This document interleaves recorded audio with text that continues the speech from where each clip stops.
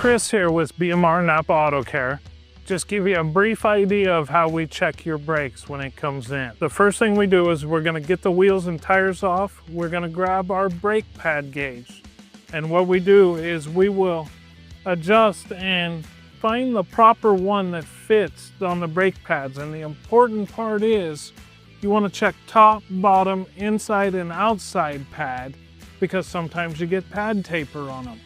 And what I mean by checking the thickness with this gauge is I just happen to have a silent guard pad in my hand here, and the distance between the pad backing plate and the rotor is what we're after.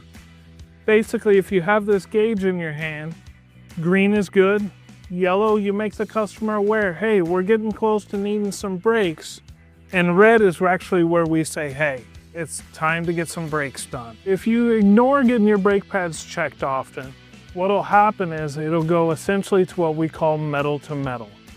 And in the long run, it ends up costing you a lot more money, because now you're looking at buying new rotors, or in some cases, I've even seen the caliper pistons pop out when people ignore it that long. So you want to get it checked regularly, because we can resurface these. And when we resurface them, we have a tolerance that we go by. And there's a minimum measurement. We'll measure them, and when they are below that, they are at a discard. So we will install new rotors. You want to avoid going metal to metal, because rotors aren't cheap. Neither are calipers. And it just leads to downtime and money that essentially you may not have at the time. We do a very straightforward, basic brake inspection that we do on every vehicle that comes in for a brake inspection.